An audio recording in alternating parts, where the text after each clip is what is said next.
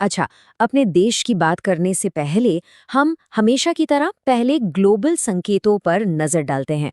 और इस बार अमेरिका से दो बहुत ही महत्वपूर्ण डेटा पॉइंट्स आ रहे हैं जिन पर हमारी पैनी नजर बनी हुई है। एक तरफ है यूएस हाउस प्राइस इंडेक्स। देखिए, अगर ये मजबूत आता है तो इसका मतलब है कि अमेरिकी अर्थव्यवस्था ठीक चल रही है। और दूसरी तरफ जो शायद इससे भी ज्यादा जरूरी है वो है एफओएमसी बैठक के मिनट्स।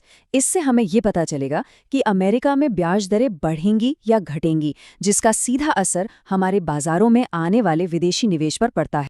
चलिए अब वापस इंडिया आते हैं और बात करते हैं 31 दिसंबर की।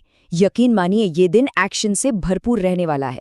हमने इसे 3 हिस्सों में देखा है: पॉलिसी से जुड़े फैसले, कॉरपोरेट एक्शन और एफएनओ सेगमेंट की हलचल। पॉलिसी के मोर्चे पर बात करें तो हमारी नज़र 3 चीज़ों पर है। पहला, आरबीआई की monitor and credit report.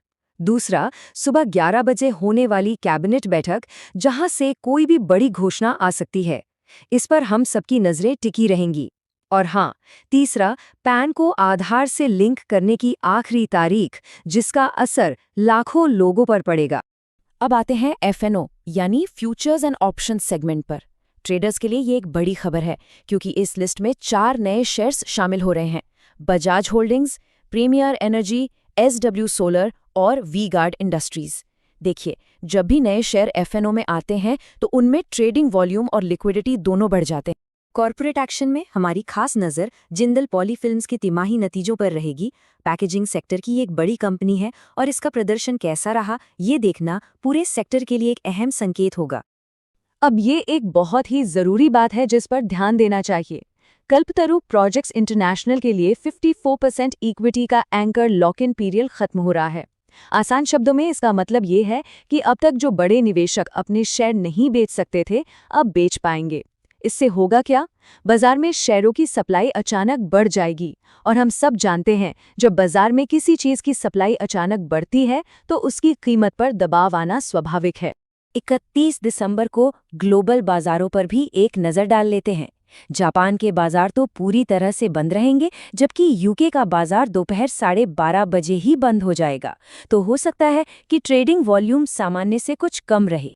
Action सिर्फ साल के अंत तक ही नहीं है, बल्कि नए साल की शुरुआत में भी जारी रहेगा।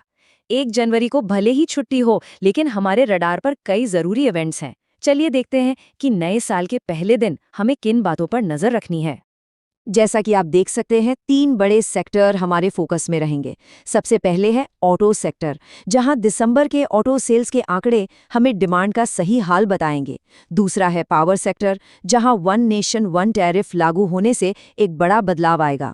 और तीसरा है एविएशन सेक्टर, जहां इंडिगो के पायलट अलाउंस में बदलाव का असर कंपनी की लागत और मुनाफे पर दिख सकता है। और हाँ, यहाँ एक और दिलचस्प बात है। 1 जनवरी को जब अमेरिका, यूरोप और एशिया के ज्यादातर बड़े बाजार बंद होंगे, तब भारत और सऊदी अरब के बाजार खुले रहेंगे। इसका मतलब ये हो सकता है कि जो भी ग्लोबल ट्रेडिंग होगी, उसका ज्यादा फोकस हमारे बाजार पर रह सकता है।